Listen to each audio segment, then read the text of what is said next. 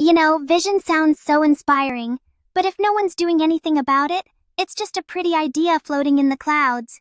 Totally. Like Peter in Acts 10, he could have stayed on that rooftop with his vision, but the transformation started when he walked into Cornelius's house. That's action. Exactly. And it wasn't just action, it was crossing lines, challenging norms. Transformative leadership starts with yourself. If you can't lead your own heart, how can you lead others? Oh, for sure. That's why reflection is such a big deal. Ever had a moment where something hit you and made you rethink everything? Oh, yeah. I remember once realizing I avoided certain people without even knowing why. Bias can hide in autopilot mode, right? Yep, Peter had to be jolted awake by a vision. Sometimes we need that too. Journaling and prayer help uncover those hidden scripts. Speaking of prayer, don't you think it's underrated in leadership? Like spiritual practices give us clarity. Peter didn't move until he spent time with God.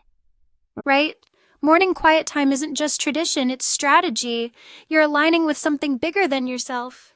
And when it comes to humility, oof. Peter had to publicly admit he was wrong. That's rough, but also powerful. Yeah, true leadership means owning your blind spots. If you can't say, I missed it, how can people trust your vision? Exactly, and that honesty starts at home. Families are like the first leadership lab. I love that. Cornelius modeled generosity and inclusion right in his household, not just at church, not just online. Yes, it's about how we talk to our kids, how we treat the unseen labor in our homes. Everyone's voice should count. And we've all got traditions that may not serve unity, like that one rule that says only adults can talk during family prayer. Ha! Been there. But when kids contribute, we actually hear God in new ways. Inclusion means making room for different voices, not just tolerating them. And offering grace, that's a game changer. We mess up. Families mess up. But grace resets the atmosphere. Exactly. A household with grace is way more powerful than a perfect one. Same goes for teams and communities.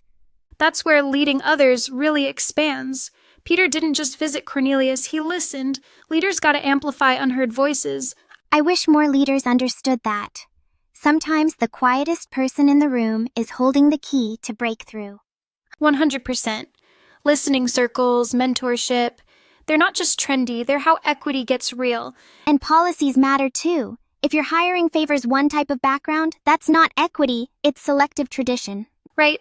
Equity isn't just ideals, it's structure. And it's fueled by faith. God didn't just invite Peter, he invited them too. Goosebumps. Seriously. That's what Acts 10 shouts. Inclusion isn't optional, it's divine mandate. So maybe the real question is, what bold step are you going to take this week? Oof, that's a good one. You asking the listeners or me? Both. Let's all pray on it, reflect, and then actually do something. Because faith without movement, it just stays on the rooftop.